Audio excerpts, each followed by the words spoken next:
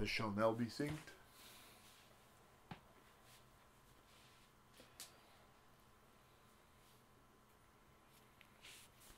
All right. 28 minutes. 28 minutes. We live. We're back at the Stoa. We are back in the new and improved Stoa. Yes, we're slowly improving said Stoa. Well, we've got our Stoic Bros Oh. logo. We've got our RGB lights giving us some cool blues in the background. Yeah. A new tripod. A new tripod. Yeah. Same lights. Feeling fancy. New cool shirt. Yeah.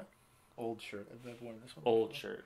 Same sweatpants. Same sweatpants. I don't know if you can see them. They're right under the screen. Same sweatpants. What are we talking about today? So, today, hello Internet, welcome back to our Stoa. We're going to be talking about personal relationships. And how, again, we're talking about Stoicism and how it applies to that. But in securing your Stoa, interpersonal, not only communication, but like developing your community group or your work Friend group. or anything, yeah. Friends, work, relationships. You cannot make it alone. And so there's a lot of Stoic principles that you can kind of apply to your interpersonal relationships, whether they be, and we've divided them into two categories. We've done voluntary and involuntary relationships, and we'll kind of get into the minutia of all that. But the minutia. But there's a lot to be said about how to develop those relationships in a way that's going to be productive and healthy, not just for you, but for everyone else, and then collectively for all of us that have to participate in this. I don't think people think about that enough. No, yeah. How you affect your own relationships. Ultimately. Like, the way that you interact with your friends affects that relationship. And it also affects your friend. Yeah. And your coworkers. And your neighbors. So I think that is a pretty main point that we should hit on, like,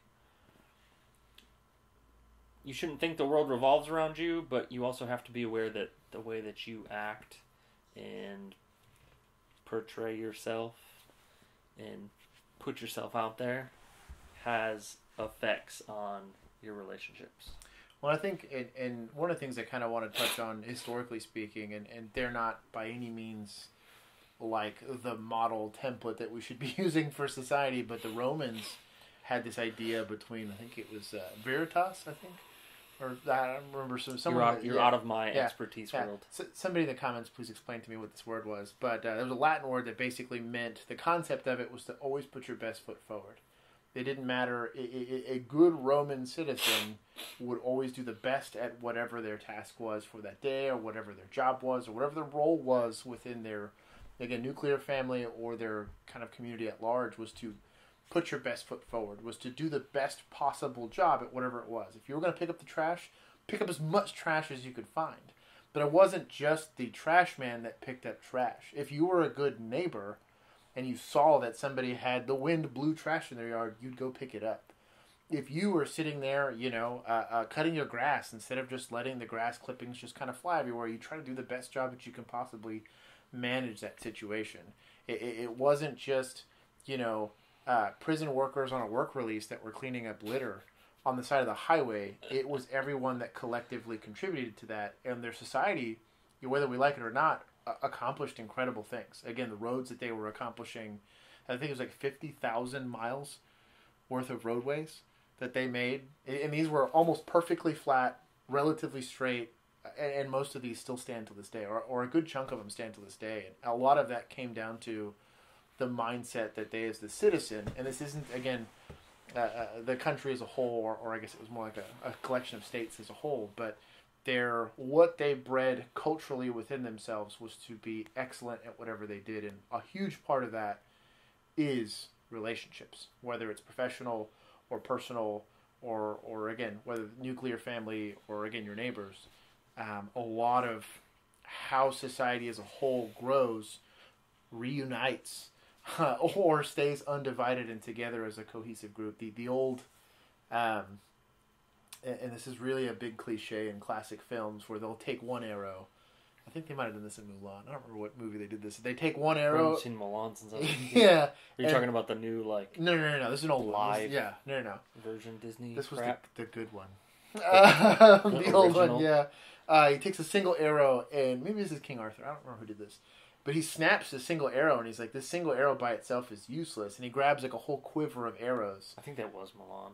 And he tries to, and obviously you can't break it when you have that many strands putting it together. It's ripping a single piece of paper. Can if you're strong enough. Yeah, and there's the Arnold Schwarzeneggers of the world. I've seen dudes rip phone books in half. Yeah. Before we get too far away, you know who talks about that? Who? A bunch. Who I'm deeply, deeply enthralled with. We're about to throw a shout out. Andy Frisella. Andy Frisella talks about every level of his company. He wants people who are going to do the best job at the job that they have. You sweep the floor better than it's ever been swept before. And the kind of like the metaphor that he uses is like when you take a pee and there's some pee on the toilet seat, do you leave it or do you clean it up? In your own house, he says, in your own house, he says you can walk away and not clean it up and never think twice about it. Especially being a single dude. Like, I lived by myself for a few years. Sure. I could have easily gone to the restroom, left the seat down, took a pee, pee all over the seat, walk away. Hey, you can pee on the wall at that point. Not even think about it. Yeah. But he says the person that cleans it up on the toilet seat, even though no one would see it, no one would know, but they would know, that's the person that you want. Well, and it works conversely when you have, and again, if you look at it from his perspective, the fact that he's asking that of his employees, imagine how that work relationship works from manager to employee or from owner to employee. And also, he's probably also looking to have a good relationship with the people working for him. The person who, let's say, runs the finances sees that the floor needs to be swept and grabs a broom and then sweeps the floor and sweeps it the best that they can sweep it. That's the person you want to be. Yeah. And yes, I'm all over Andy Frisella. I'm an Andy fan. He goes, I'm an Andy fan. But it just resonates a lot with me. And Andy even posts a lot of Stoicism stuff. So, like, you see it. And I think there's more of a push to make it communal in nature. In that we can do better without intervention and without help. I don't need to be mandated to do better. I should want to do better for myself. You know what I saw the other day? I was on my bike, on the bike trail. And there was a person walking part of the trail with a trash bag. Like, full-size trash bag. Yeah. Tied to their little belt loop. Not a park employee, not a city employee. Just a person walking down the trail, picking up other assholes' trash. Yeah.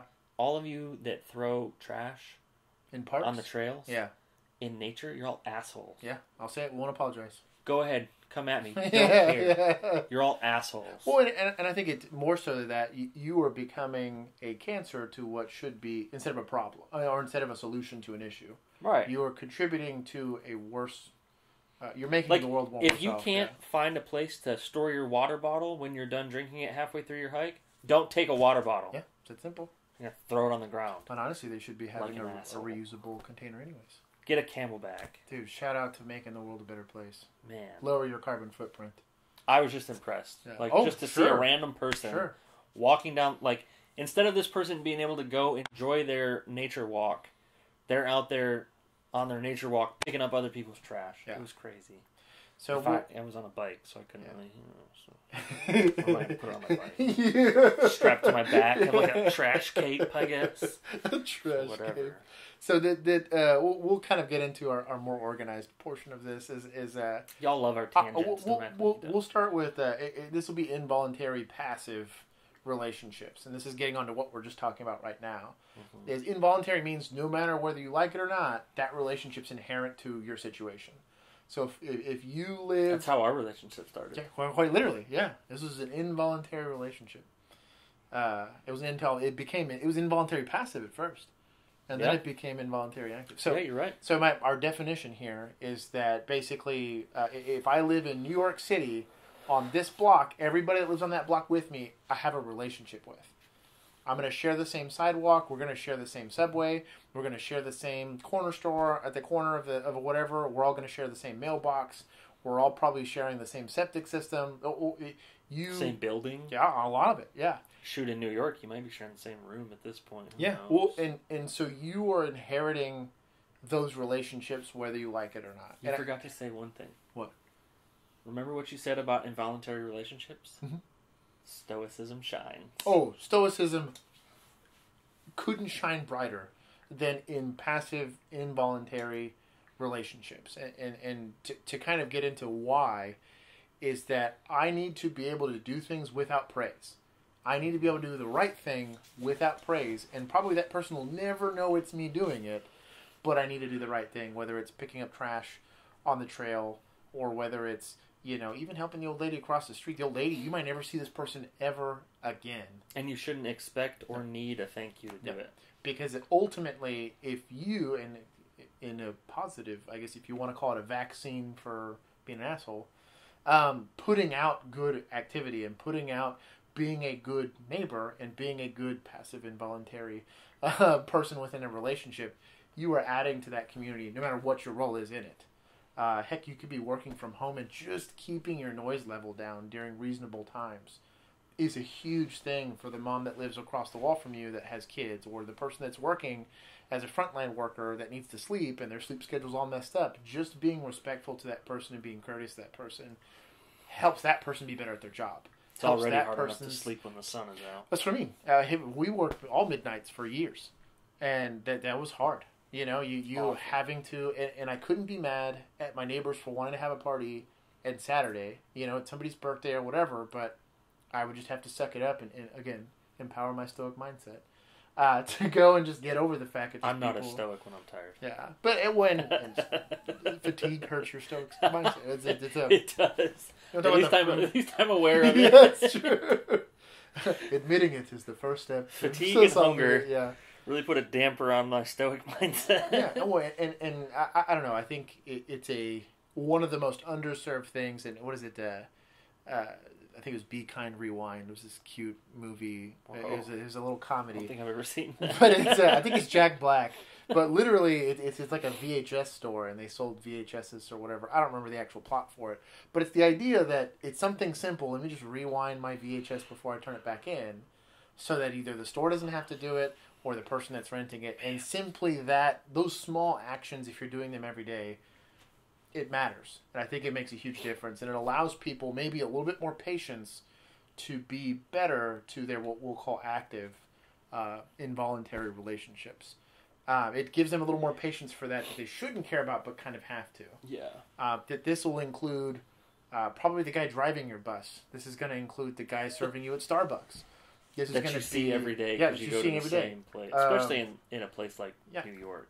But you see the same people every day at Starbucks, on the subway. Mm-hmm. You know, I noticed, like, sure, we don't ride a bus to work, but, like, I will notice the same vehicles on the highway at the same time. And, you know, I notice how they drive. Yeah.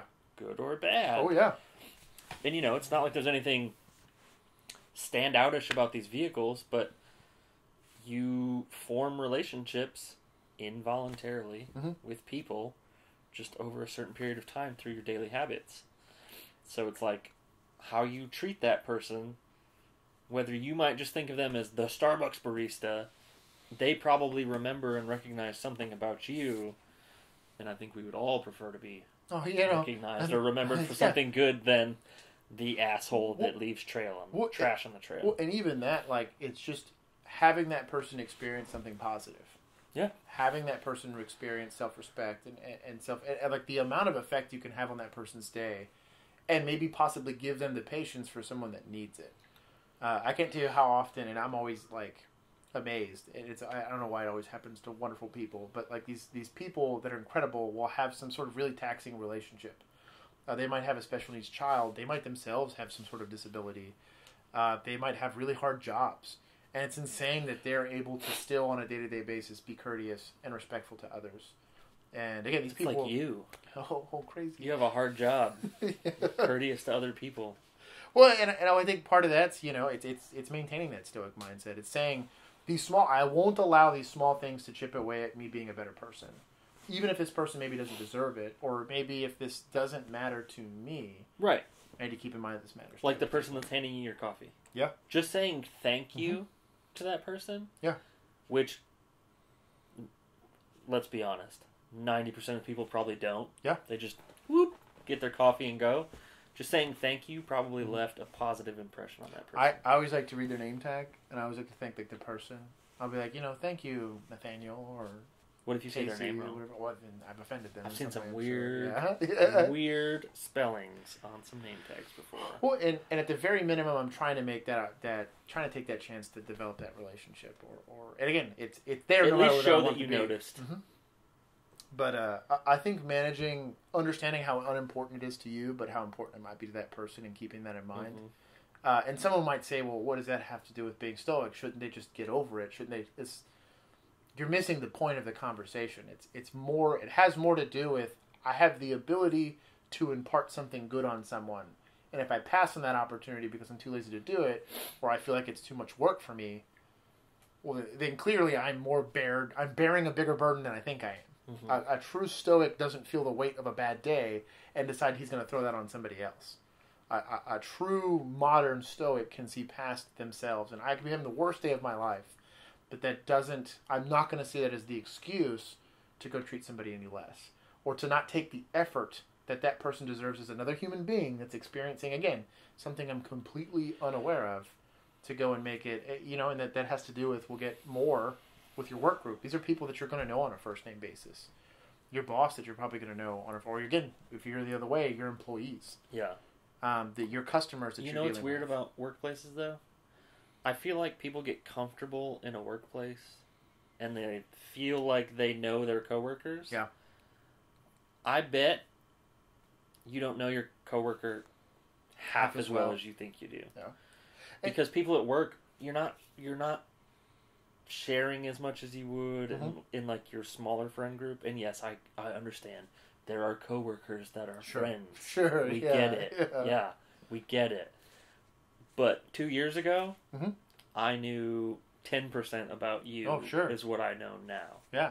Like, I know what his farts smell like. Let's sit in a car together, okay? Yeah, but I'm not the one with GI issues, so let's not bring up IBS. Holla at you, boy. That's right. But I think it's important from a community standpoint that these are the people that you're probably going to have one of the biggest effects on as far as involuntary relationships. I got this job. This is going to be my coworker. This is going to be my workplace. Or, again, if I'm on the other side of the counter, these are going to be my customers. I'm going to have to deal with it. They chose to come to my store and take the product that I'm supposed to give out. Important. Yeah. It's incumbent on me, not for the company, not for my paycheck. It's incumbent on me as a good neighbor, as somebody that's trying to engage in positive relationships, to make the most out of said relationship. Yeah. And a lot of that, people can talk about customer service and all that kind of stuff, but it really comes down to treating somebody with respect, treating somebody well, realizing that the effects I might have on that person might be important, and that I could possibly change that person's day either in a minor way or a more profound way. And that should fall incumbent on everyone. Everyone's capable, regardless of your situation, of treating those relationships seriously. I think being aware of that too, like, because I'll catch myself at work in some kind of way, mood, and yes, you can tell me that I'm being a certain way and snap me out of that, but like, I will not even notice it in myself, but that could totally be affecting our other coworkers, and I not even know it, or that could totally be affecting our customers. Sure, yeah, it's a thing, and not, I not even notice it because I'm not being self-aware enough about it. Well, and a lot of times, and I'll kind of segue this into voluntary relationships, is that if you are doing a good job of, we'll call it pruning, your nuclear situation, whether it can be family, like relatives. They say you can't pick your family. Well, yeah, but you can pick how much you associate with them. You can't pick them, but you can choose how long they stay in your life. Exactly. And again, how much access they're going to have and things of that nature. We'll get into why it's important. But having people in your life that you trust to check you in those situations and to watch you, in Christendom they'll say, watch you find you when you're stumbling. Sit there, hey, go give them a nice little, grab them by the arm, be like, let's keep you from falling. Stumbling is one thing. This way, friend. You don't want to fall. Yeah. And you can see those things starting to happen. That person's having a really bad day. That person's hungry. That person's tired. And this person's requiring a lot of extra attention. Let's be a good friend and let's be like, hey, you know what? I'll order this for you. Or you know what? Hey, I'll go talk to this person for you. Or I'll go handle this interaction for you because I'd rather this be a positive one. You'll feel relieved, or the person will feel relieved because they're not having to deal with that situation. And you can feel better knowing that you were securing that relationship, this voluntary relationship, a lot more. That has, and the introverts out there will be like, preach, but like taking on, those social burdens for somebody when they're not really in a good place to have a good one. You're defining a better bond there. They're now trusting you with those interactions, and in a way, you're representative of them. Like any relationship that you're going to have that's voluntary in nature, everyone's going to say, well, they choose for that person to be their friend, or their spouse, or their significant other. I can make a lot of judgments off of that person based off of who they associate themselves with, and that will have a lot to do with how much you will make good, positive interactions. If I surround myself with non-stoic people that are constantly upset and constantly lashing out at the world and are completely out of control of their situation, I'm going to mirror that behavior. I have no choice. Look at the echo chamber that is social media. Yeah. You don't see the same people talking about the same things on different platforms. You know what I mean? Like you look at the people and the people that they follow and that they're friends with and that they all comment on the same stuff. They're all saying the exact same thing. And I just think this was funny as when I was a kid and I used to go watch movies in the theater. You get done watching this movie, no matter how hyped you were for your movie, the first question that would leave anyone's mouth is, well, what did you think about the movie? Instead of saying, oh man, I thought that was awesome, they have this fear that their opinion's going to be in the minority, that they're just going to be kind of like railroaded or ostracized for not like agreeing with the consensus. The group. And it's sad to me. And now, again, we'll go watch the Super Bowl recently happened. And people's opinions about what's occurring on there is always like Twitter verified or like social media verified, that they'll before they say anything about how they feel, the phone comes up and they're like, oh, well, the consensus is they didn't like it, or the consensus is they loved it, or the consensus is, so I want to align my views with that. And that's kind of cheap and disingenuous to who you are. And I think you lose the value you have to society in your unique opinion, from your unique perspective. You lose that influence that you could possibly have on the world around you. And I think that's probably one of the most, I think, depressing things that I've seen that's kind of come up from me being a young little millennial to an older millennial, is that I've watched... Well, it's been the rise of social media, too. Well, because when we were young, we had, what? Instant Messenger? If that, yeah. That was like the... we used to write notes. What was the... It was AIM? We had AIM, Messenger. What was before MySpace, though? Zanga? Zanga. The blog site. Dude. Oh, we're bringing it back. Man. That's like the OG Twitter, right? Oh, that is, yeah. And then MySpace came, and... So, I think as much as we're trying to proliferate a principle base, I'm not trying to change your opinion on anything. I'm trying to change the way that you're evaluating how you present yourself and evaluating how you carry yourself and how you value yourself and others. So be authentic. So be authentic to yourself. Give the best foot forward of yourself that you possibly can, regardless of your disposition. Right, but I don't think you can do that if you're just following the group. No. That's not your best foot forward. Yeah. That's you repeating something that you read somewhere. Yeah.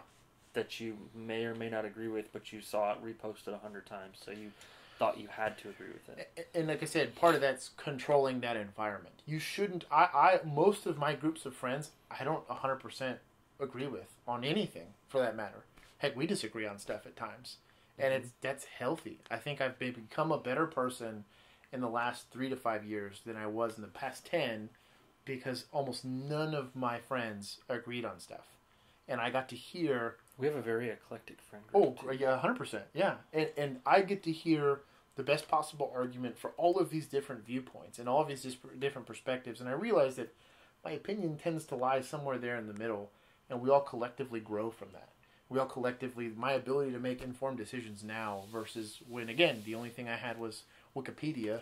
You know, it's good though. To educate me. But... It's good though having the type of relationship that we have, because just like you said, like we can notice how each other is interacting with other people during the day. We also aren't afraid to like check one another when it comes to a certain something. Like, there's been plenty of times where I've had a certain opinion about something and you shifted my opinion, not by being an asshole. No, but I was like treating you like a person like and talking to you about thinking about it in a different view, and then it's like, oh well, yeah, I didn't think about it that way. So, and if you've taken the time to develop a healthy, functioning relationship with that person, they're gonna listen to you, and they're gonna, at the very minimum. But that takes more than a few interactions. Yeah. Like, you can't take everyone's opinion of something as to be that concrete and change that much about you. Like, it has to be someone that you have built a relationship with and actually respect that person and where they come from. And to kind of dive deeper into, these are voluntary relationships, so this is going to be significant others, boyfriends, girlfriends, spouses, close friends, because I think they're all one and the same. As far as how you should be treating them, is like value in a person's. You can't fake that. Yeah. It's very easy to say I love you. It's very hard to show someone value in them. It goes past like getting them their favorite candy when they're sad. It goes past that on, again, developing values, listening to that person and understanding where they're coming from. Well, there's a mutual respect there too. Yeah. Because it goes both ways in a true, healthy friendship, relationship, whatever you want.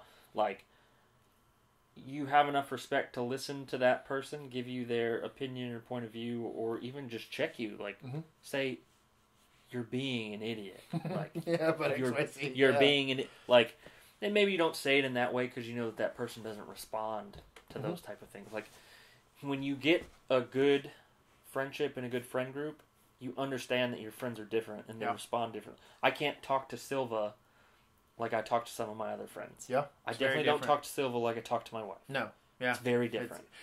And again, it's predicated on different levels of trust. Yeah. There's things that you're going to trust your wife with completely differently. And then there's vice versa. There's certain things that I trust you with that I wouldn't trust my wife with. Right. These relationships are designed... Ultimately, you're all going for that level of trust that you could sit there and say, this is, in the streets, my ride or die right here. That's right. This is somebody that I trust to the nth degree. But you have to be self-aware that that's not everyone. Yeah. I don't trust everyone like I trust him. And it can't be everyone. Right. And don't feel bad about that. I think a lot of people aspire... There's this idea of, like, popularity. Or there's this idea of general... We're going to reset everything. Reset it. That's our reset timer. I want to go... cue intermission. That's right.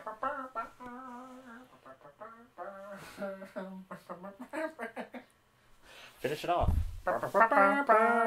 We're back. We're back. We were talking about popularity. Popularity. And that's fine. Hey, I'm all out here trying to be popular. Yeah. But those people are not your friends. Well, and there's a difference in between general appeal and being principle-based or being an expert on what you're an expert on. And I don't believe in experts per se, but like you have your life gives you a very specific perspective or a very valuable perspective somewhere. You're a unique individual. Sexual replication has made it that way. That your specific set of circumstances and your very specific disposition to life and your life experience is going to make you unique. And if you find where you can optimize that, that's where you should be. Yes, I'm going to proliferate these ideas because I feel like I'm an expert on them. Or at least I know more than the next person or the average person would. Striving to have universal appeal hurts you, I think, more than having authentic appeal for what you're good at. Like, we understand what our lane is. I'm not going to tell you guys how to build a house. Unless I do a lot of research and trial and error or whatever, I'm going to say, hey, this guy builds houses for a living. Let's talk to him. He's been doing it for a long time, and everyone that lives in his house hasn't died because they haven't caved in on him. I wouldn't trust me with making a house. That's probably a good guy to talk to about building a house. In a week, I have a guy, we just talked about security stuff. I have an experience with them. You know, heck, I have personal experience. Sure, but I don't have professional experience. I don't do it for a living. I don't have to know the latest trends. I don't have to know. I know what Google can teach me. Yeah. Well, and also, how interested are you in security systems? It doesn't.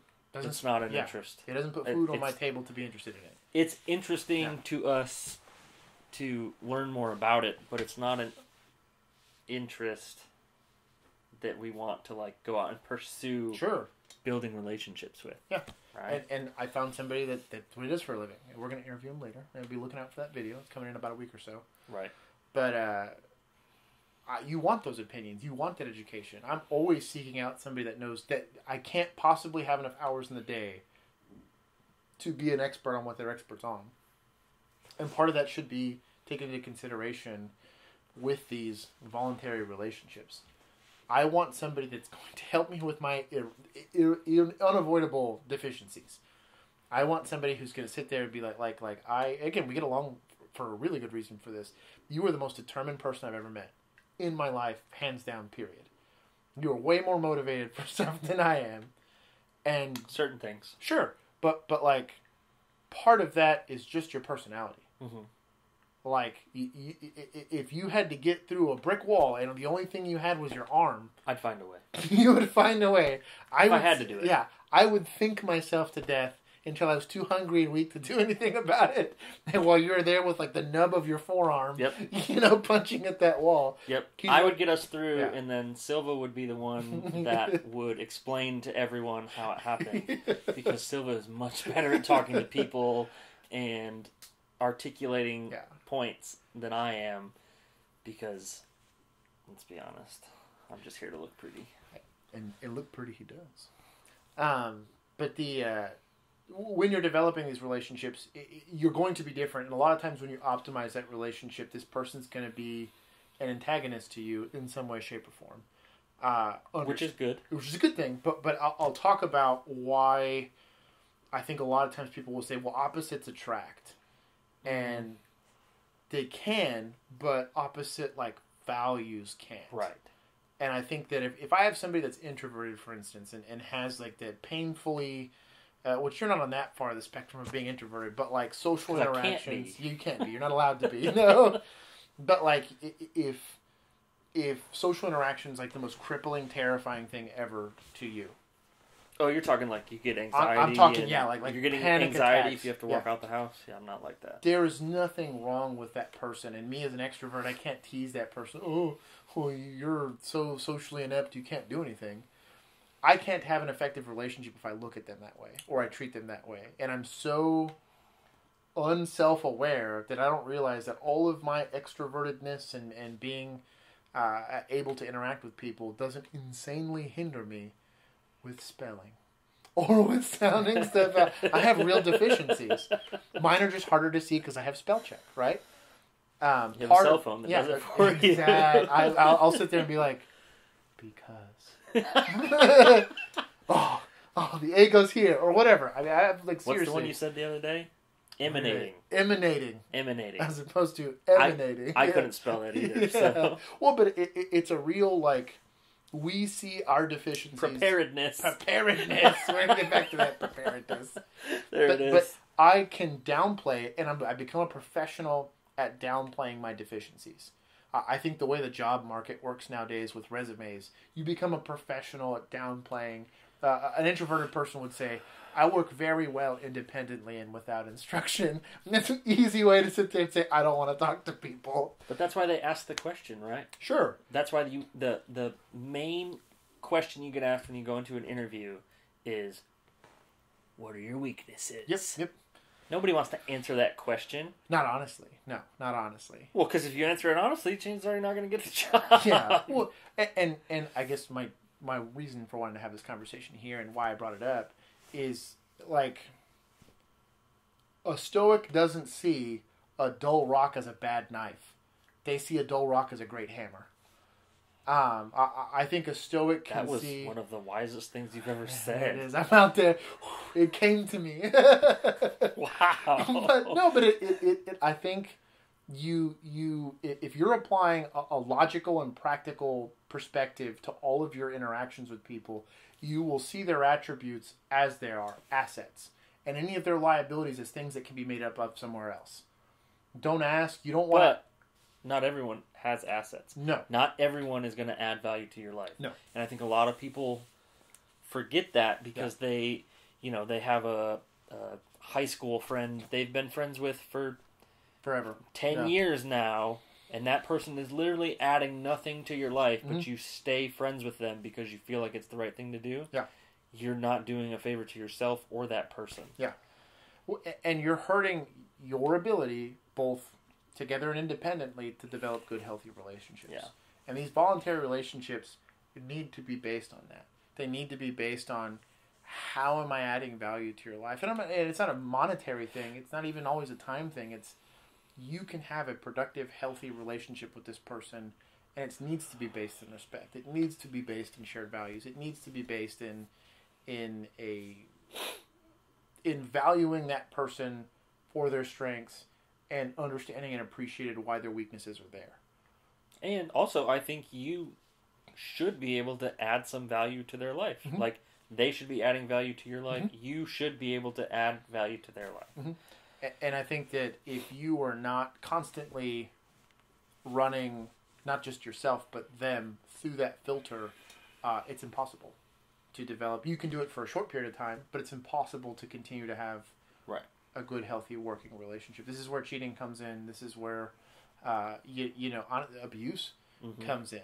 That somebody doesn't know what to do with this frustration that they're experiencing. And then bottle it up until it comes out. Yeah, and it's never going to come out in a healthy way. And then we show up. Mm-hmm. Yeah, no kidding. But I think it's funny. Have you noticed lately? I mean, we follow a lot of the same pages on Instagram and stuff, but it's funny how, like, right around this time of the year, I don't know what it is about New Year's that get people thinking about their relationships. Yeah. I guess it's the self-improvement time of the year. Yeah. But you're seeing the posts about like, the realest people have the fewest amount of friends, or like the smallest group, or like, don't water the grass and see how fast it dies and crap just the stupid metaphors like that. But as dumb as they might sound, like, in reality they're true. Like, I don't think there's enough time in the day for me to have 100 close friends and add value to all of their lives. No. I would say I have less than 10 close friends that I would feel comfortable in almost any situation with. And I think that includes family. I think a lot 100%. of people think, and I'm not 100%. Sitting here trying to dog a big family. I'm not trying to dog, again, and I have hundreds of cousins. I'm La Raza. I have a huge family. My whole family lives in Michigan. But I can only, if I try to have a very tight, very close relationship with every single one of those people, I'm going to know them all a certain percentile less. Every single you'd be worn out. And every single time I add someone to that equation, I am, I'm dividing the amount of love, attention, and empathy I can give to that person. Because there's a cost to that. Emotionally, there's a cost to that. Just time-wise, there's physics here. Yeah. There's only so many hours out of the day. Well, I think each of us also has, like, a time restriction on how much energy and effort we can put into relationships. Yeah. For some people, it's a lot. For some people, it's a lot less. Mm-hmm. And everyone's different. Some people may have one really good best friend. Yeah. And that's it. Everyone else, friends, acquaintances, same kind of difference to them. Someone else might have 20 really good friends that they feel like, I don't know how you would have a full-time job and have 20 really good friends. But somebody could do it, I'm sure. Yeah. Instagram influencers probably have 20 really good friends because they just take pictures of each other and post it. And I think... I'm so bitter. I'm so bitter. At least I'm self-aware. Yeah, well, and the whole reason why we kind of went down this huge tangent is that if you're aware of this, you won't be upset when somebody, by just the nature of their life, they got a new job, they got married, they had kids, they're going to have to... It's not that they don't value you any less. it's their life has required involuntarily, Mm-hmm. or even if it's voluntarily, it's just that's an objective they had in their life. You can't be mad when somebody goes and decides to put that time into someone else. They might come back to you later. You know what's a great example of that? My career change. Yeah. I spent 10 years at a retailer. I'm not going to say that they weren't friendships, but they were still like coworker relationships. Sure. And they were great. Like, at work, Yeah. inseparable. I haven't spoken to some of those people in 3 years. Yeah. You know what I mean? Mm-hmm. Like, just changing jobs changed my life so dramatically that those coworker relationships that could appear to be a type of friendship, and I'm not saying they're not. Yeah. I'm just saying your life changes, your priorities change. Yeah. Your relationships have to change with them. Yeah. I don't have enough time, energy, free time, especially, to maintain those relationships when I don't see those people 40 hours a week like I used to. Yeah. Like, yeah, I'm sure if I saw them, we would pick right up where we left off and still be cordial and be able to have a conversation. You've developed that relationship over time, yeah. But it is no longer the relationship that it was 3 years ago. And I think being okay with that and being aware of that, and again, we're bringing this back to a Stoic principle that that life that I had with them is probably done. It's in the past. It's not that it's not valuable. Again, because I'm going to approach that person that I was a coworker with for years with way more. I might go up and hug that person and ask about the kids and know a lot more about them than a perfect stranger that I'm meeting at the cafe. Right. But it's understanding that you're not the center of that person's universe. There was I just saw something on this. And I might put a link to this down there. They talked about sonder. And I don't know if this word's real or not. Oh, you sent me that. Yeah. Yeah. And so what this word sonder meant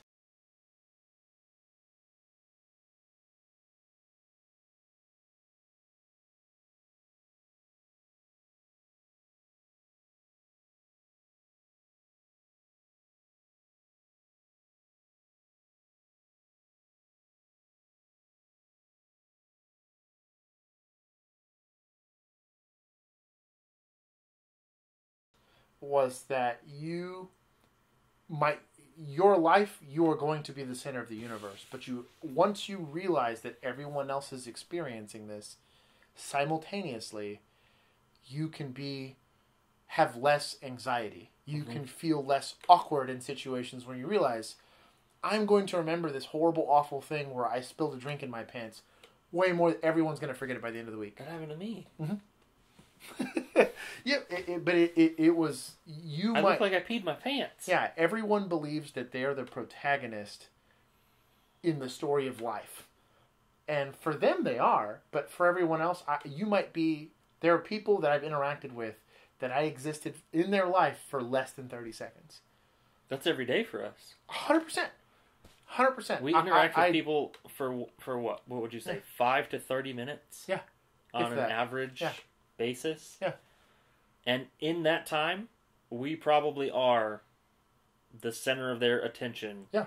No, I'm not going to say the center of their world, but the center of their attention. And they're way more likely to remember me than I am to remember them. Because the situation was a very acutely stressful situation where for me, it was just another day. But if I take everything else that we've talked about today on me understanding that this is going to be a transient relationship with but I still treat it with love and care and attention and empathy. And that person doesn't have this outlandish expectation of me to, again, make them the absolute center of my universe and remember them 10 years from now and talk about them in my eulogy. You know, like it's you can have a way easier to navigate relationship in even such an odd, passing, simple one. And we both leave that interaction happier. We leave that interaction better off than we did when we came in, hopefully. You know, better off than we did when we came into it. Yeah. And if I can propagate, and if we can collectively, as Stoics, propagate this culture where I care about every interaction. I'm not looking at everyone as an opportunity to yell or impose my will or you give off anxiety that I've been building from all these terrible relationships I've been maintaining. Well, and I don't think you're saying care about every interaction as treat it like it's the only interaction you'll have in the entire world. Treat it for what it is. You're interacting with another human being, and you should be self-aware enough to realize that and treat them with respect. That's really all it takes. This is the person giving me my coffee. I'm going to look them in the eye, thank them for it, and be courteous and not leave trash on the table. This is my wife that's asking for my time and attention. Okay, let's put the phone down. Let's this is somebody that I have engaged in a very serious relationship with and has invested very heavily in me. I need to take this more seriously. Yes, then I'm going to take the person, giving me my coffee. Right. But I'm still trying to apply empathy to that. And I'm still trying to... And I've allowed that barista to be less pissed off so they can go home to their significant other and still have a good, productive relationship with.